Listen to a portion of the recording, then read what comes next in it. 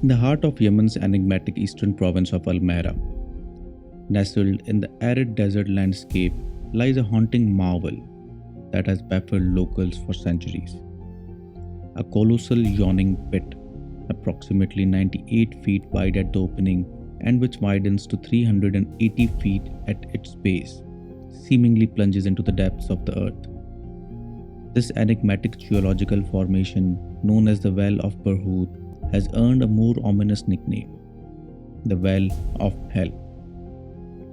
It is not actually a well at all, but rather a sinkhole which is thought to have formed millions of years ago. With an otherworldly appearance, it has become the stuff of local folklore, a place where myths intertwine with the mysteries of the natural world. For centuries, terrifying tales have been narrated about this well, where going into it or even talking about it is believed to bring misfortune. And it is said that this well is a prison for the uncontrollable jinn. It is also said that the wild animals reside around this pit. People claim to have heard screams emanating from it, and the air there is said to be unbreathable. Despite all these stories, a team of geologists made a decision to descend into this pit. Keep watching this video and we will tell you what they found inside it. Welcome to our YouTube channel and get ready for an adventure like no other.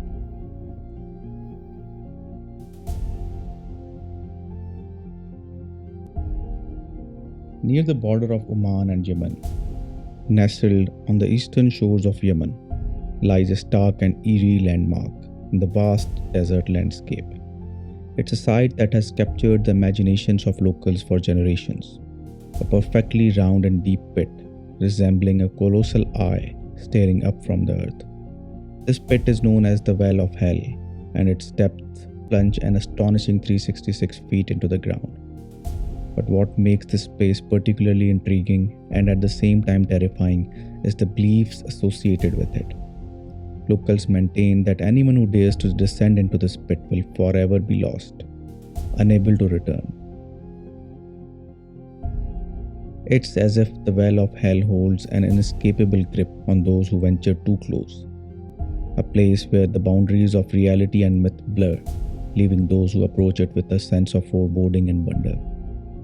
There was a long-standing belief that anyone who dared to enter the Well of Barhout would never come back. It was believed that the malevolent forces dwelling within this pit would seize their soul and sever their head. It was primarily because of this fear that people rarely approached this enigmatic abyss. Many people also claim to have smelled a foul odor emanating from this pit. They believed that the air surrounding the sinkhole was toxic, and those who ventured too near experienced its effects, often falling ill as a result. It was a place where the air itself held a sinister power, a power that defied explanation. No one knows how this pit came into being, but according to one of the tales passed down through generations, an enigmatic and powerful king from antiquity issued a mysterious decree. In his quest to safeguard a coveted treasure beyond imagination and to keep it concealed from the watchful eyes, he ordered the jinn to dig this pit. In Islamic theology, jinn represents one of the three distinct classes of intellectual beings, alongside humans and angels. While angels are bound by will of God, both jinn and humans possess free will, allowing them to make choices and decisions. However, there are fundamental differences in their creation and nature. Humans are believed to have been created from a combination of blood and earth, whereas jinn are created from smokeless fire, endowing them with a unique essence. Jinn exist within an unseen realm, referred to in the Quran as Al-Ghaib, which translates to the unseen or the hidden. Within this realm, they possess a somewhat ephemeral and occasionally intangible quality, which contributes to their mystical nature. Jinn are often associated with the ability to change shape or shapeshift, and can disguise themselves as other creatures, in particular snakes or insects.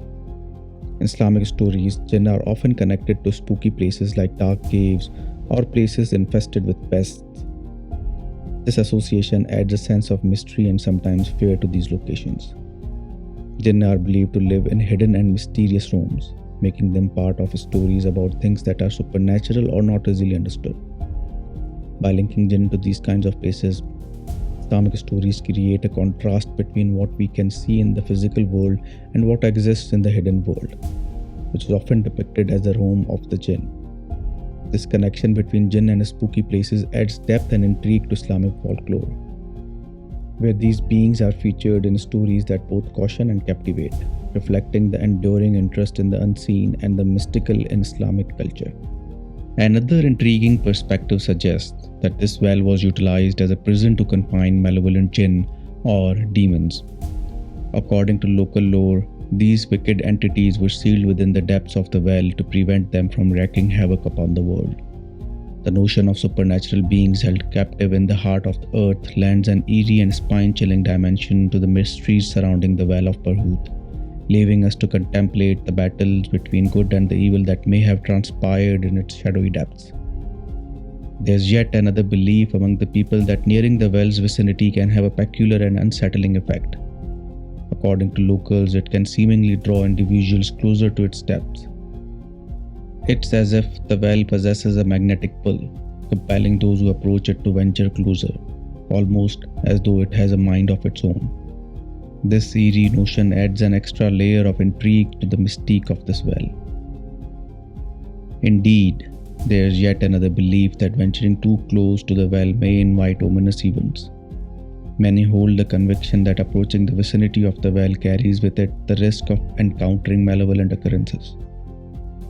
It's as if the well holds the potential to bring forth dark and foreboding experiences for those who dare to draw near, further deepening the sense of trepidation and mystery that envelops the Well of Barhout. This enigmatic pit seems to be a place where the boundaries between the natural and the supernatural blur, leaving those who approach it with a lingering sense of unease and uncertainty. It is also believed that the Well of Barhout is a place where apostates and non-believers face torment in the afterlife. In some interpretations of religious traditions, there is a notion that individuals who renounce their faith or do not believe in the prescribed religious doctrines may face punishment or torment in the afterlife. According to this belief, when apostates or non-believers pass away, their souls are drawn to this well, and it becomes a site where they experience suffering or punishment for their disbelief. The specific details of this torment can vary widely depending on cultural and religious interpretations. Some versions of the story, as mentioned earlier, involve the idea of heads being severed, while others may describe various forms of spiritual or physical suffering. It's important to note that such beliefs are deeply rooted in local folklore and may not be universally accepted within a given religious tradition. Locals also believe that the water present near or inside the pit is also toxic. Drinking water from it is usually forbidden because, as per their tradition, the water in the pit is evil. Due to such beliefs and mysteries, no one ever dared to venture into the pit. The fear surrounding the well had forced the people to stay away from it, and because of this reason, no one knew what was inside the sinkhole for millennia. Even the Yemeni government officials did not know what lay in the depths of the pit, which they estimated to be millions of years old. For centuries, those who have lived near this well have been recounting spine-chilling tales. Speaking about or even contemplating the well has been seen as an omen of misfortune. The Well of Barhout stands as a place where fear and mystique converge, warning those who approach it of the unknown dangers lurking within its depths. Despite hearing all these unsettling tales, the seasoned geologist Muhammad Al-Kundi, along with his team, made a daring decision to descend into this sinkhole. Kundi was indeed the first person to venture into this well.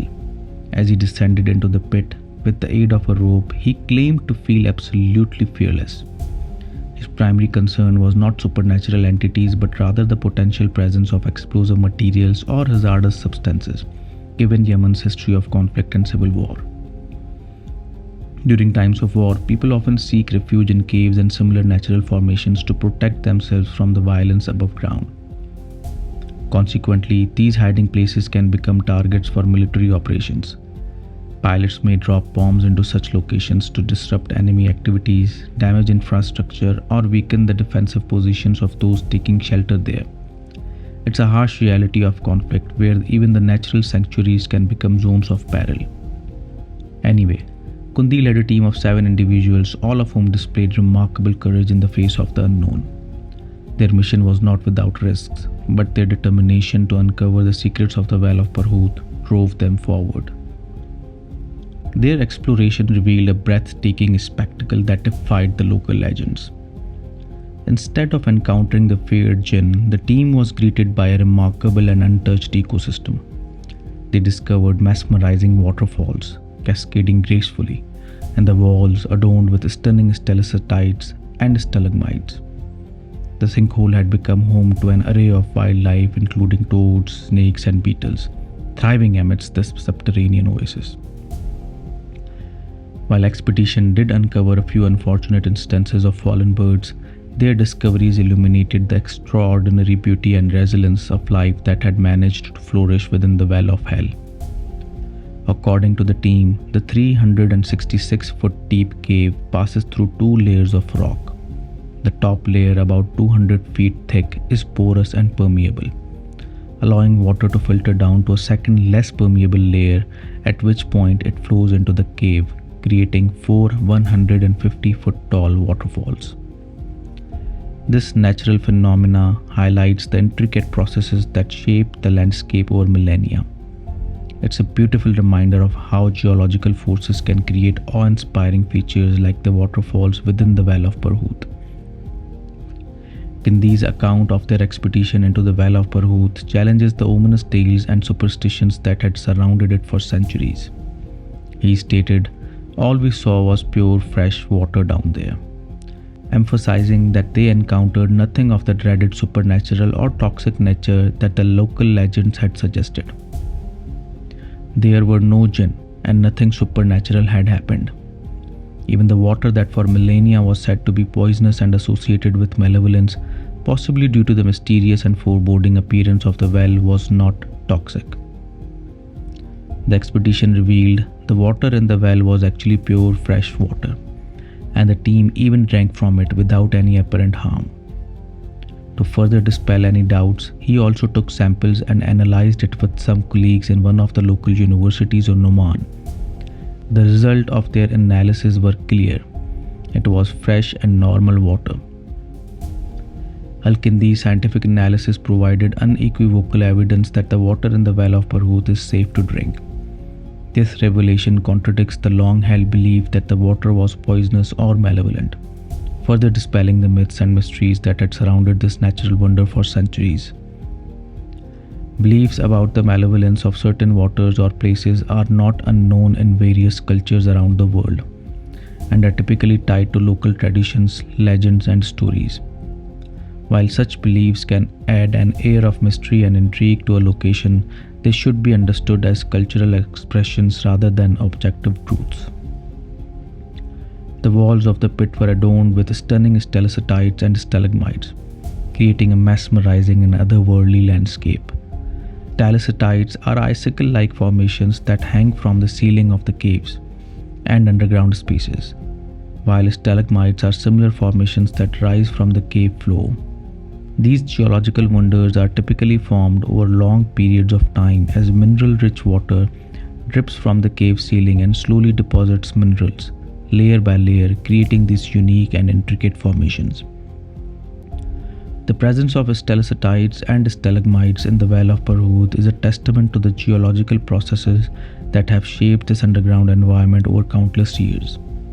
Their beauty and intricate patterns add to the sense of wonder and awe that surrounds this mysterious natural wonder.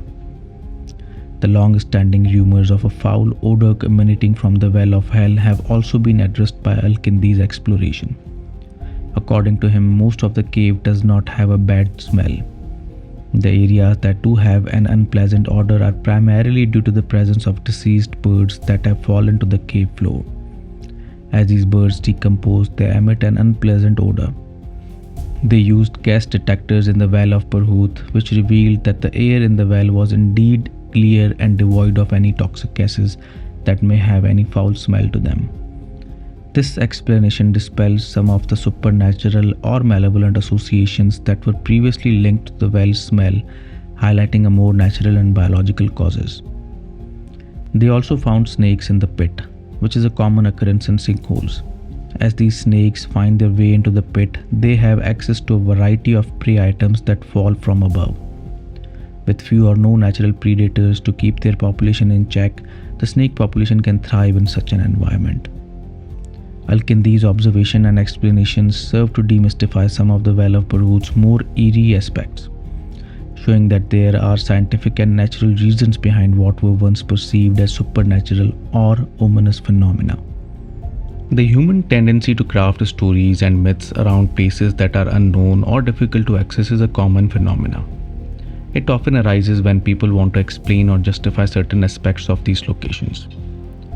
For instance, these stories may serve as cautionary tales to discourage individuals, especially children, from venturing into potentially dangerous or restricted areas. By weaving tales of supernatural beings or perilous curses, communities can dissuade exploration and ensure safety.